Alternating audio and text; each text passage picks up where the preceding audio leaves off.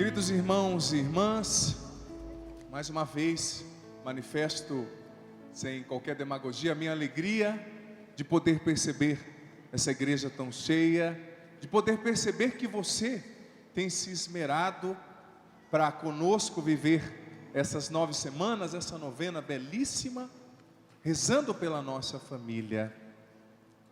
Saiba que, como dizia Santa Teresa d'Ávila, rezar é uma forma concreta de amar. Às vezes você não consegue amar alguém concretamente, que está tão espinhoso ali, não é? Pelos sofrimentos da sua vida, ou tem pessoas que não se deixam amar, né? Às vezes o filho quer fazer um carinho no pai, faz um cafuné. O que você quer? Não tem dinheiro não. Que a delicadeza, né? Tem pessoas que têm dificuldade de se deixar amar, né? Ai, você está tão bonito hoje. Não tem dinheiro, não vou emprestar nada, não é? Às vezes é difícil chegar no outro, porque ele está tão armado, ela está tão armada. E o que nos deixa armados, irmãos e irmãs? Senão as decepções, as feridas, as coisas que precisam ser curadas, aliás, dentro de cada um de nós. Muitas vezes nós estamos tão armados, mas através da oração a gente chega onde muitas vezes as palavras não chegam, onde muitas vezes o toque, a presença não chega. Às vezes você não consegue abraçar alguém da sua família que precisa do seu abraço, mas através da oração você abraça o coração dessa pessoa. Você acrescenta a ele e a ela um benefício muito grande, um benefício muito maior, talvez até do que aquele que essa pessoa teria se você estivesse no diálogo constante com essa pessoa. Meus irmãos e minhas irmãs, neste 4º dia das nossas 9 semanas de oração pela restauração das famílias, a liturgia coloca nos nossos lábios leituras belíssimas que nos fazem refletir sobre realidades muito importantes. O tema de hoje é família alicerçada no amor. Uma família que precisa ter o amor como alicerce. E eu quero começar citando aquilo que o Papa Francisco tanto tem falado. Me encanta no Papa Francisco o dom que ele tem de resolver situações complexas com conceitos simples. O Papa Francisco, eu já falei isso aqui, não insisto, não tenho medo de insistir. O Papa Francisco tem falado tanto da importância do diálogo, da importância da conversa em família, como um elemento que verdadeiramente vai trazer as coisas às claras, vai colocar cada coisa no seu lugar. Porque quando a gente não conversa, quando a gente não exerce a atitude de bem usar as palavras com transparência, com assertividade, com verdade, a gente deixa espaço, irmão e irmã, para interpretações equivocadas. Quantas vezes a gente interpreta no outro coisas que ele nem sente com relação a nós, mas a cabeça funciona, que é uma beleza, né? Às vezes você chega lá no serviço, o cara está com uma dor de barriga e vai, olhou feio para mim, sabia que ele não me amava. Calma, o cara está com desinteria, deixa ele em paz. Mas quando a gente conversa de menos, sobra espaço para desentendimento demais. Às vezes no casamento, o esposo quer que a esposa adivinhe o que ele está sentindo, o que ele precisa, e vice-versa. A gente precisa aprender a falar, a expressar com conceitos o que a gente precisa, o que a gente gosta, o que a gente não gosta. Mas bem, eu trouxe uma história aqui, acho que você vai rir um pouquinho, para começar aqui a nossa homilia, que fala sobre a importância de saber se comunicar. Ela não fala só do universo da família não, para a gente descontrair um pouquinho, né? Mas você vai ver como é importante saber conversar. Não é só para ter lábia para enganar os outros não, que isso aí qualquer anta faz, né? Me perdoe a palavra.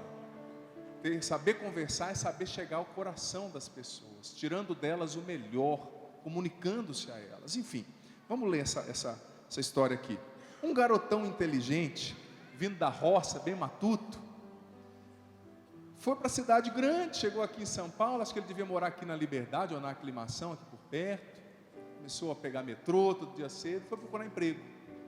De repente ele chegou em uma loja de departamentos. Sabe aquelas lojas de departamentos que você encontra desde alfinete a carro para vender? Aquelas lojas enormes de departamento. No Brasil existem algumas, nos Estados Unidos é muito comum. Chegou lá e se candidatou a uma vaga. Aí o gerente falou assim: você tem experiência com venda? Lá na roça eu vendia uns porquinhos de vez em quando.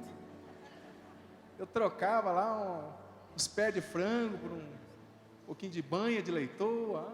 Estou vendo que você tem experiência. Mas o gerente simpatizou ali com a simplicidade daquele rapaz. Falou: não, esse rapaz aqui vai fazer a diferença no meu quadro de funcionários. Porque afinal eu preciso de alguém aqui também que seja mais simples, que não tenha essa malícia da cidade grande. Achou que o cara era meio bobão, né? Vai vendo. De repente, o gerente deu voto de confiança para ele e falou: amanhã você começa a trabalhar. Amanhã você já quer que eu comece? Amanhã.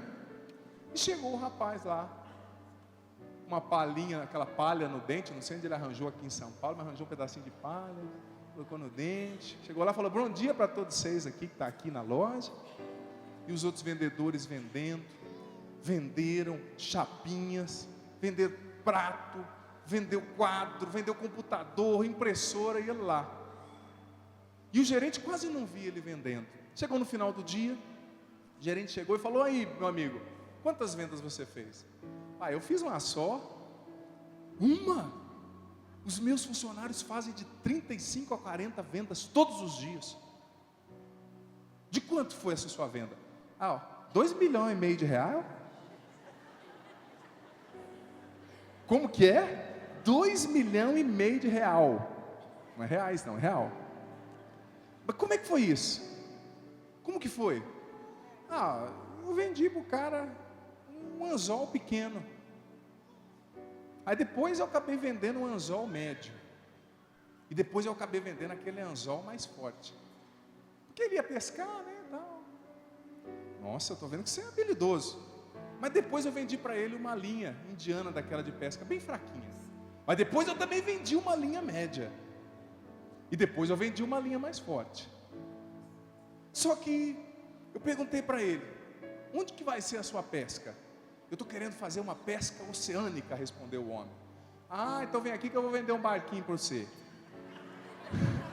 Era loja de departamento, tinha de tudo. Chegou lá, conversa vai, conversa vem. Vendeu para ele uma lancha importada de última geração. Uma das últimas. Aí ele chegou no cara e eu assim: bonita sua lancha que você comprou aqui, mas você precisa de um carro para levar essa lancha agora, né? Vamos ali na seção de carro. Foi lá, conversa vai, conversa vem. Vendeu uma caminhoneta traçada nas 4 para o homem. Tração nas 4 rodas. Ou seja, ao todo uma lancha, caminhoneta nova, 2,5 milhões de reais. Aí o gerente falou: meu amigo, você vendeu tudo isso por um cara que veio aqui comprar um anzol pequeno? Não, patrão, ele não veio comprar um anzol pequeno, não. Ele veio comprar um pacote de absorvente para a mulher. Mas como eu disse para ele, já que o seu final de semana está perdido mesmo, por que você não vai pescar?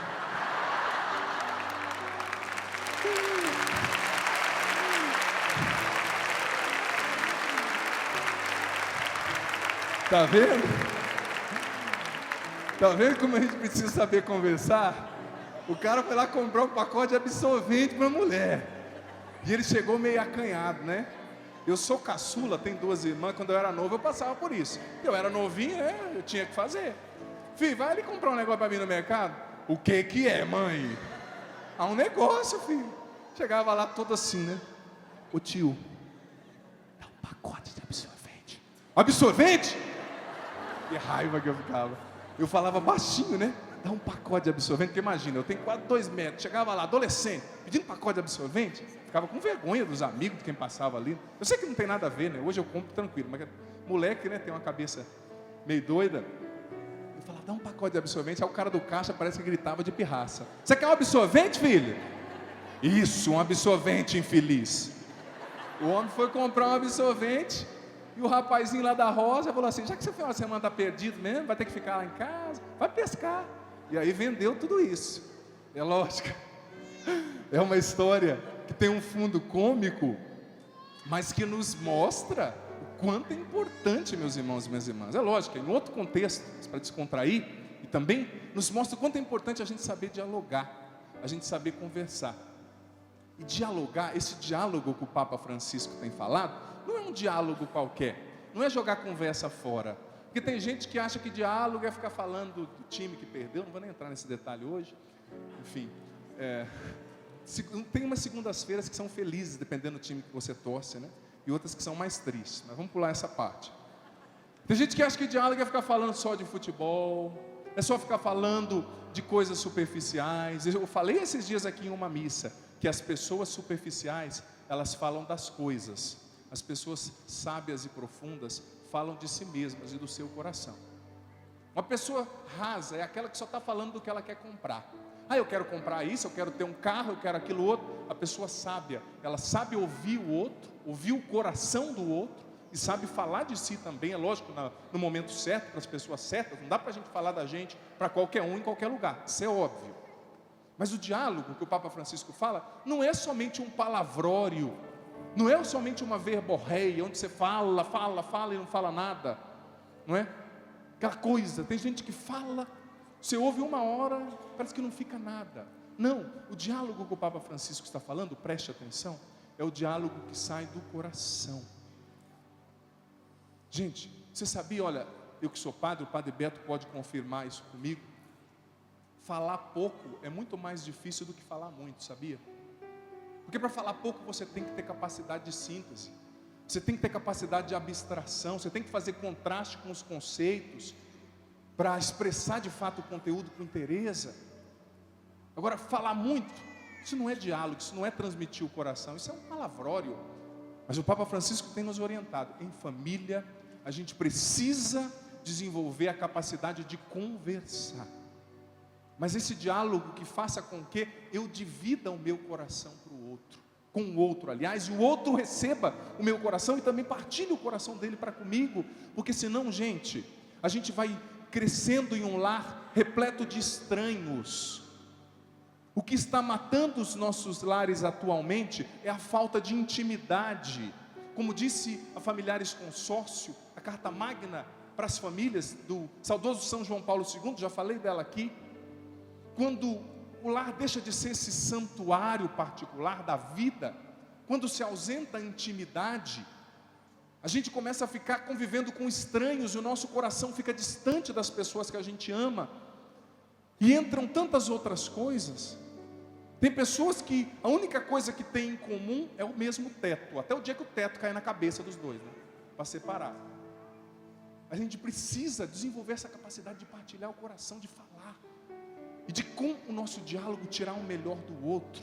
Porque, preste atenção, quando a gente não consegue ter intimidade com a nossa família, muitas coisas ruins podem entrar. Essa palavra intimidade, gente, ela é muito cara, muito preciosa. A gente precisa cultivar a intimidade nos nossos relacionamentos. É triste às vezes, que pessoas da mesma família, às vezes um casal, esses dias eu vi uma charge na internet, de um casal que chegou num restaurante, não tinha o que conversar, e cada um pegou o seu celular, o esposo no zap, a esposa jogando lá, joguinho. Eu sei, às vezes, nem sempre você está afim de falar, tem dia que você está mais quieto, ela está mais quieta, isso faz parte, eu não estou falando disso, dessa coisa circunstancial, eu estou falando que a gente precisa construir essa intimidade, gente, porque uma família que tem intimidade e união, não é destruída por qualquer ventinho, não. Uma família que aprendeu a se repartir, não é destruída por qualquer coisa, porque quando se ausenta a proximidade e a intimidade, entra a insatisfação, e entra aquilo que nós vimos na primeira leitura. Gente, essa primeira leitura, ela é emblemática, e ela fala um pouco da nossa história. O Êxodo, eu gosto muito de ler a narrativa do Êxodo, porque o Êxodo, que é essa leitura que nós ouvimos aqui, que é a saída do povo de Deus, que estava escravo no Egito há 430 anos, para ir para a terra prometida, atravessar o mar vermelho a pé enxuto, sob a liderança de Moisés. Essa narrativa conta um pouco a minha e a sua história também. Nós somos um pouco esse povo aí, gente. Quando eu leio o Êxodo, eu não esqueço de quem eu sou. Eu sou um pouco esse povo aí, você também.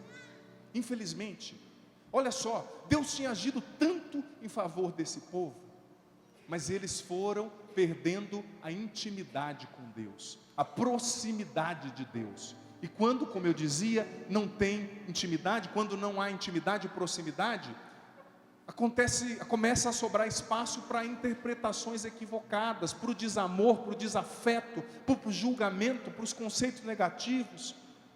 Aquele povo começou a achar: Deus não se importa conosco, Deus se esqueceu de nós. Gente, mas olha quanta coisa Deus tinha feito.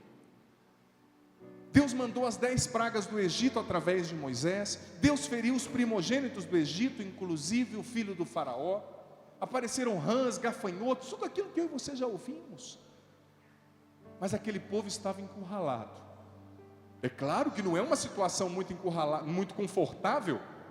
Você se vê encurralado diante do mar e atrás de você um exército muitíssimo bem armado querendo te matar. É claro. Mas eles perderam essa intimidade com Deus e se esqueceram de tudo que Deus tinha feito. Gente, esse povo é como eu e você, porque muitas vezes nós também temos uma memória curta para lembrar o que é bom e uma memória longa para lembrar o que é ruim. Infelizmente, nós temos muitas vezes uma memória curta para lembrar o que é bom. A gente se esquece com facilidade do que Deus fez. A gente se esquece com facilidade das bênçãos que existem na nossa vida. Mas infelizmente, em muitíssimas circunstâncias, preste atenção, nós temos uma memória muitíssimo longa para lembrar o que é ruim. Preste atenção. Quantas coisas boas uma pessoa te faz, mas o dia que ela faz uma ruim, ela se torna um cardido de chifre ali, né? Não acredito, aquela pessoa me tratou mal. Ela me tratou 399 vezes bem, mas naquele dia que ela não estava bem, que ela me tratou mal, nossa, aquela pessoa nunca me trata bem. A gente já exagera. Infelizmente, aquele drama, né? Como nós somos dramáticos quando é a nosso favor, né? Quando a gente maltrata o outro, a gente fala: esse cara é mole, não aguenta nada. Quando é a nosso favor, está todo dodói. Ai, não sei o que. A pessoa me falou isso, padre. Às vezes a gente merece que as pessoas nos falem muito mais do que o que elas estão nos falando. Mas há um drama, uma memória curta para lembrar o que é bom e longa para lembrar o que é mal. Esquecemos com facilidade o bem. Aquele povo encurralado ali, preste atenção, diante do Mar Vermelho, se esqueceu do que Deus tinha feito. E o que começou a acontecer? No coração deles começou a nascer a insatisfação. A insatisfação, meus irmãos e minhas irmãs, na grande maioria das vezes, ela é a principal responsável pela murmuração. O grande pecado do povo do Êxodo. Eles começaram a murmurar, a reclamar.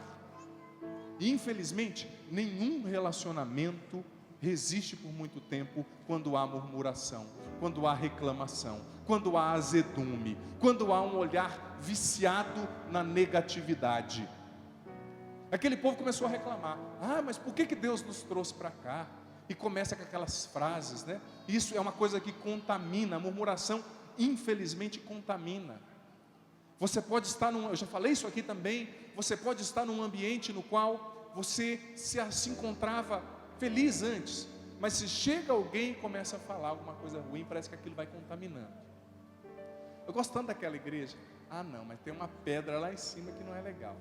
Mas não é que eu não tinha reparado, é mesmo? Não é legal aquela pedra? Ah não, mas aquele Nando Mendes, quando está cantando, faz careta. Já viu algum músico tocar e não fazer careta, né? Tô fazendo, guitarrista principalmente, toca, parece que está tendo um filho, né? Ainda mais quando ele tem um módulo que ele está pisando ali, você fala: meu Deus, que está dando um choque. Já começa a reparar: ah não, tem esse defeito, tem um outro defeito ali. Ah não, minha família é boa, mas a minha família tem defeito. A insatisfação vai entrando e vai gerando a murmuração. Gente, e a murmuração é um dos pecados, me perdoe a expressão, que mais atrai desgraças sobre a nossa vida. Me perdoe a expressão, mas é essa palavra mesmo. É essa palavra.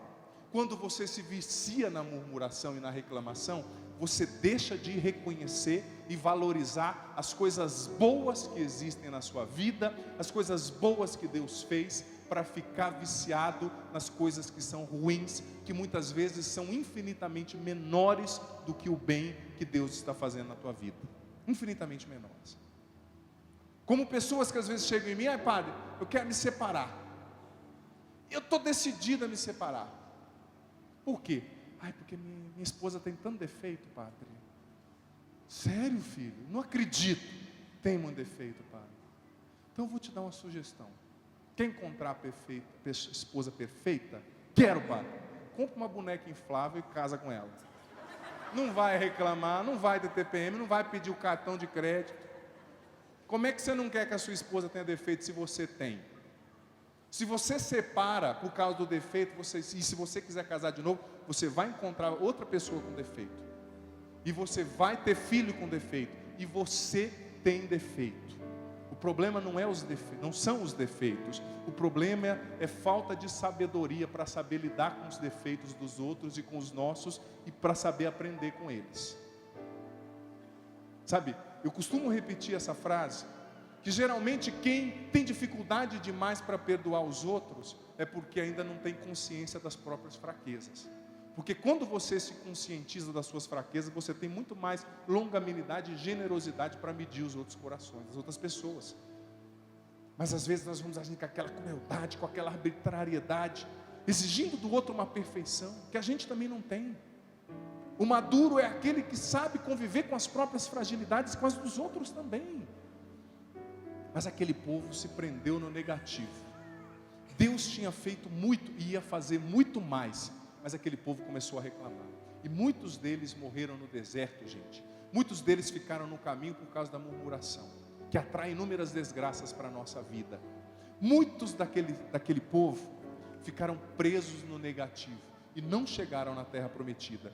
Porque o versículo 18b da primeira leitura diz a seguinte coisa: Deus endureceu o coração do faraó para depois ser glorificado às custas do faraó. O que isso quer dizer? Que muitas vezes Deus permite que as situações e os problemas se endureçam, para Ele agir depois, de maneira muito mais maravilhosa e prodigiosa, tirando um bem maior do mal, e assim ser glorificado às custas dos faraós, presentes nos nossos problemas e dificuldades, sobretudo familiares. Aquele povo começou a reclamar, mas Moisés agiu como um verdadeiro profeta. O que Moisés disse? No meio daquele azedume, porque a murmuração é assim, um começa a reclamar, e principalmente quem está na frente, né? Vai o padre para a paróquia, é muito quieto, todo mundo reclama, aquele padre não fala nada. Aí vem o outro, fala demais, aquele padre fala demais. Aí vem o outro, anda com um carrinho velho lá na paróquia, fala: esse padre não tem visão administrativa, esse carro quebra toda semana, tem que trocar. Aí vem o outro padre e compra um carro melhor, esse padre é um gastão. O que vocês querem, afinal? Vem o outro padre, não estuda, aquele padre não prepara para falar. Vem o outro, estuda, aquele lá é muito catedrático, fala muito difícil. O que vocês querem? Sempre tem um probleminha. Sempre o pai do outro é mais bonito, né? Sempre a esposa do vizinho é mais bonita, aliás, até você morar com ela e conviver com ela e ver que ela também tem os mesmos defeitos ou até piores. Mas quem faz o papel do amante só lida com as coisas boas, né? Amante no sentido figurado, né? O amante não tem compromisso, só vai lá, chega, fininho, o que é isso? Mas não ama, só usa, não é feliz, não tem compromisso com você, com a pessoa, e vive um pecado sério, grave. Mas Moisés teve uma visão de profeta. Ele levantou ali no meio e falou: olha só, não é assim do jeito que vocês estão falando, não. Não deixa contaminar o coração de vocês por esse azedume, por essa murmuração, por essa negatividade, por essa desesperança, não. Tenha fé no Senhor, Moisés disse, porque vocês vão ver a glória de Deus se manifestar. E é isso que Deus está dizendo para você que está aqui hoje, e para você que está em casa, quem sabe sofrendo no casamento, na família, no desemprego, na doença. Não desanima, não deixa a peteca cair, porque Deus vai abrir o mar para que você atravesse a pé enxuto, se você tiver fé. Tome posse disso, porque Deus é mais forte que os seus problemas, mais forte que os seus medos, mais forte que os problemas da sua casa. Mas se você ficar olhando para o exército do faraó, você vai morrer na beira da praia. Já viu aquela expressão? Nadou tanto e morreu ali na beira da praia, morreu na areia. O povo que ficou olhando para o faraó morreu, mas o povo que olhou para o mar, mesmo quando o mar estava fechado, chegou à terra prometida. Muitos daqueles. Pode ser que você olhe para frente e só veja um mar fechado. Pode ser que você hoje, olhando para a situação da sua família, do seu casamento, do seu emprego ou desemprego, pode ser que você hoje, olhando para os seus problemas, que tem nomes, que tem rostos, que tem expressões muito concretas, você olha e só vê um mar fechado. Você olha e não vê saída, você olha e não vê possibilidades. Mas Deus está dizendo para você o que Moisés disse: coragem e se ponham em marcha, ou seja, caminha. Jesus está dizendo no Evangelho: não fica pedindo sinal, o maior sinal sou eu, a minha presença na tua vida. O maior sinal nós vamos ver daqui a pouco aqui sob esse altar, que é a Eucaristia. O que de melhor nós padres podemos dar para vocês, meus irmãos e minhas irmãs, é a Eucaristia, é a missa, é a pregação da palavra. Não é nem tanto, às vezes as pessoas falam: ai padre, eu queria tanto tirar uma foto, eu queria tanto isso, eu queria tanto aquilo. Tudo bem, é importante, mas não é essencial. O que de melhor eu posso te dar, meu filho, minha filha, é o Jesus que nasce naquele altar, através da imposição das minhas mãos, pecadoras de sacerdote, mas que em cada missa se renova para dizer para você que te ama e que não vai desistir de você nunca. É o que de melhor eu posso te dar, é o de melhor você pode receber. Esse Jesus vivo na Eucaristia, que te alimenta, vivo na palavra. Mas Deus está nos dizendo, como Moisés disse ao povo: se levante, caminhe, não pare. Não pare na dificuldade, não pare no que as pessoas te falaram. Gente, muitas vezes a gente para na negatividade, e a gente vai travando. Nós vamos travando, vamos ficando tristes. Às vezes aconteceu uma coisa ruim na sua vida, e eu não menosprezo. Quero aproveitar já nessa missa para rezar pelos irmãos do Paraná, de Santa Catarina, que estão sofrendo tanto com as cheias, com as chuvas. Teve um município no Paraná, no qual em um dia choveu 540% a mais do que o esperado para aquele dia. 540%. Tanta gente sofrendo. Nós vimos aquele explosivo que foi detonado lá na Turquia, se eu não me engano, ontem, hoje cedo. Tanta gente sofrendo nesse mundo. Mas para cada sofredor existe um Jesus morrendo na cruz e ressuscitando e dizendo: eu venci o mundo, você não está sozinho, comigo você vence também. O Papa Francisco, na Evangelii Gaudium, eu não me recordo qual número, existe uma frase, um texto tão belo, no qual ele diz que Deus ressuscita em Cristo a cada dia novamente, através dos dramas da história. Existem muitos Jesus crucificados por aí, nos sofredores, mas existem também um Moisés gritando para cada um deles: vá para frente, põe o pé na água que eu vou abrir o mar. Eu ressuscitei e você vai ressuscitar também.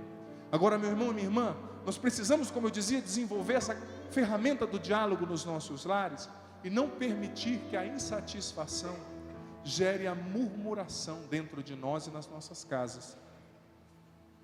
Como eu disse, a murmuração muitas vezes é motivada pela insatisfação. E a insatisfação, ela é motivada muitas vezes por 3 raízes que o padre colocou aqui. Causas da insatisfação humana. Primeira raiz que geralmente causa a insatisfação humana: a impaciência e a ansiedade. Aquele povo foi impaciente. Ele não soube esperar o processo natural das coisas acontecerem. Tem um filósofo americano que tem uma frase linda, que ele diz que todo ser humano deve aprender com a natureza, sobretudo olhando a natureza e aprendendo a paciência. Na natureza existe um ciclo natural para todas as coisas. Uma árvore que você plantou ontem não vai estar grande hoje. Ela vai precisar de chuva, ela vai precisar de sol, ela vai precisar dos adubos naturais ou não, para acontecer. Primeira raiz de insatisfação que gera murmuração: impaciência e ansiedade. Pode ser que você hoje, você aqui, você em casa, esteja impaciente, esteja ansioso, ansiosa, diante das coisas que não aconteceram ainda na sua vida, como aquele povo do Êxodo, olhando para trás o faraó, olhando para frente o mar fechado, não vendo saída, solução, possibilidade. Não permita que a impaciência, que a ansiedade dominem o seu coração. Respira fundo, olha para frente e caminha. Segunda raiz, que geralmente é causa da insatisfação, que gera a murmuração, a reclamação, a negatividade, a expectativa exagerada que nós temos das coisas. Tem gente que tem uma expectativa tão irreal, tão idealista das coisas. Gente, e viver expectativa demais é se candidatar a pequenos e grandes sofrimentos todos os dias. A gente precisa aprender a amar com menos expectativa. Você já viu que aquele filme que você mais tem expectativa é sempre ruim? Agora aquele filme que você não dá nada, às vezes que você vai despretensiosamente, te surpreende, né? Nossa, que final legal. E tem uns tontos que já quer contar, né? Inclusive o final diz isso: fica quieto que eu não ouvi, eu não assisti ainda, calma. Mas aquele filme que você vai despretensioso te surpreende. Amar com menos expectativa. A expectativa demais exagerada gera insatisfação e murmuração, porque nem sempre as coisas vão acontecer segundo a expectativa que eu e você construímos, na família, na casa. E a murmuração que nasce da insatisfação pela expectativa não correspondida destrói o lar, mina o amor na família.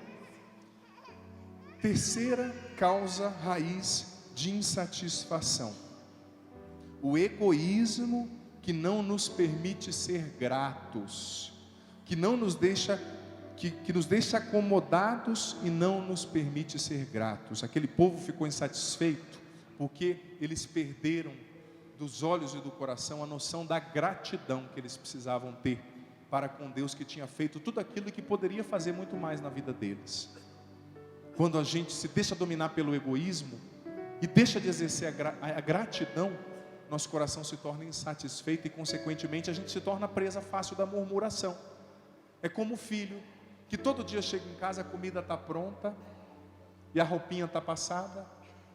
Ele não aprendeu a questionar como aquela roupa apareceu ali passada e como aquela comida milagrosamente caiu dentro do prato e ficou sobre a mesa. E o dia que a mãe dele, por doença ou descuido, deixa de fazer, ele se revolta, se enraivece. Onde já se viu que a minha comida não está aqui? Onde já se viu que a minha roupa não está passada? Ao invés de cultivar a gratidão, não, minha mãe fez por mim, por amor. Isso dói a perna, ficar a pior coisa do universo. Eu tenho 2 medos tremendos. O primeiro é ir para o inferno e o segundo é ter que passar roupa demais. Que é ruim, né? Meu Deus, não sei porque eu sou muito alto, aquelas tábuas sempre são baixas. A camisa você passa de um lado, a hora que você vai passar o outro, amarrota o que você tinha passado, aí você vira para passar, a maceta, amarrota, sei lá. Que difícil passar roupa, gente. É um purgatório, sério. Primeiro medo é o inferno, segundo é passar roupa. A hora que eu vejo aquela camisa falando, e um dia eu fui passar em uma camisa, essa camisa de padre, klezma, queimei. Eu falei, já não é, eu já concluí, não é a minha vocação passar roupa. Às vezes a mãe ficou lá passando roupa, mas chega o menino, não sabe o esforço que a mãe teve, que ficou ali forçando a perna, passando a roupa, machucando a coluna, que não é fácil, né? Passando aquela roupa, fazendo aquela comida. Quando não tem, o menino se torna ingrato e começa a reclamar, a xingar, como aquele povo do Egito, porque se acostumou a ganhar muito fácil. Por isso que o pai e a mãe não pode dar as coisas de mão beijada demais para o filho e para a filha, não. Porque o filho, para construir conceitos, ele precisa de um referencial positivo e negativo, de contrastes. Você aprende o que é a noite a partir da experiência com o dia. Você aprende o que é o ter a partir da experiência do não ter. Precisa também privar o filho de alguma coisa, deixá-lo aprender a fazer as coisas. Mas essa ingratidão que não nos faz reconhecer o que o outro está fazendo por nós, que nos fecha no egoísmo, é fonte de insatisfação e de murmuração e atrai muita coisa ruim para a nossa vida. Enfim, vamos ficar em pé, vamos rezar junto, vamos pedir para que Deus toque o nosso coração. Você aqui, você em casa, vamos rezar para que o Senhor, com a mão dele, toque o nosso coração, toque a nossa mente, toque a nossa alma, nos liberte da murmuração, nos liberte da reclamação, do azedume, da negatividade, do pessimismo e nos faça reconhecer o que há de bom na nossa vida. Levanta os seus braços agora. Levanta os seus braços, o mais alto que você puder. Nós vamos cantar essa música através da qual nós vamos pedir ao Senhor: põe tua mão sobre mim, põe tua mão chagada para me curar. Erga os seus braços. Num primeiro momento você vai escutar essa canção e depois nós vamos cantar juntos. Erga os seus braços.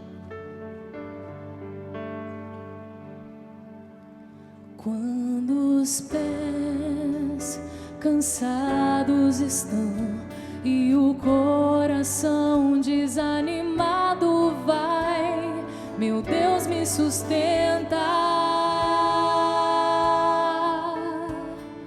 Quando não consigo mais acreditar que tudo vai mudar, meu Deus me sustenta.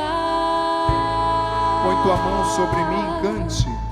Põe tuas mãos sobre mim. Põe tuas mãos chagadas para me curar. Põe tuas mãos chagadas para me curar. Pois não aguento mais viver assim. Não aguento mais viver assim. Preciso em ti renascer. Preciso em ti renascer. Solta a voz e canta. Põe tuas mãos sobre mim.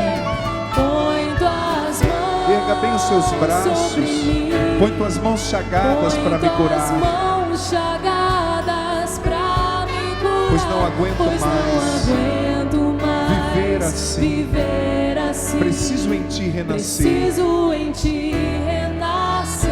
Do início, quando os pés cansados estão, cante. Quando os pés solta a voz. Cansados e o coração desanimado e o vai. Coração desanimado vai. Meu Deus me sustenta. Meu Deus me sustenta.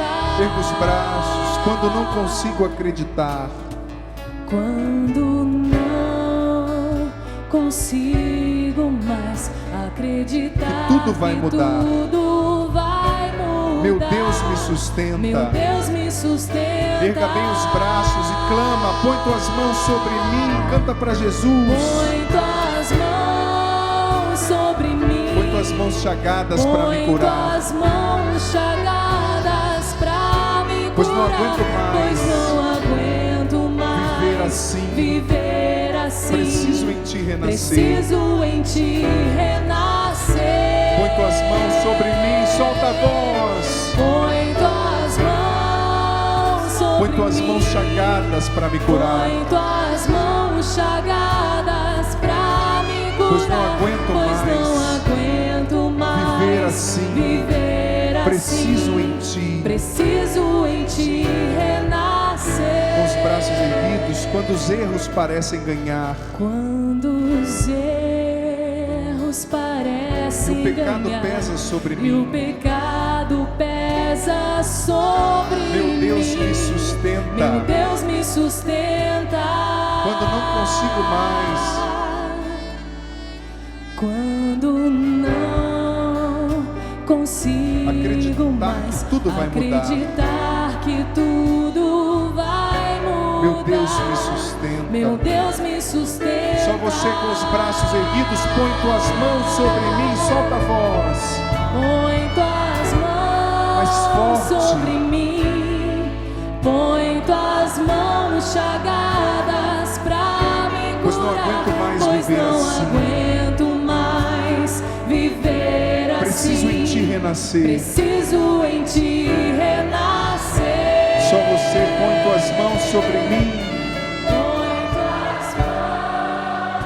Põe tuas mãos chagadas para me curar. Põe tuas mãos chagadas pra Pois não aguento mais viver assim. Não aguento mais viver assim. Preciso em ti renascer. Com seus braços erguidos, diga comigo, Senhor Jesus. Senhor Jesus, Eu te suplico nesta noite. eu te suplico nesta noite. Põe tua mão sobre mim. Põe tua mão sobre mim. Mais forte, põe tua mão sobre mim. Põe tua mão mãos sobre mim, sobre os meus relacionamentos, sobre os meus relacionamentos, sobre as minhas dificuldades. sobre as minhas dificuldades. Ensina-me a amar, Senhor. Ensina-me a amar, Senhor. Liberta-me de toda murmuração, Liberta-me de toda murmuração, de toda desesperança, de toda desesperança, de tudo que me prende ao que é ruim.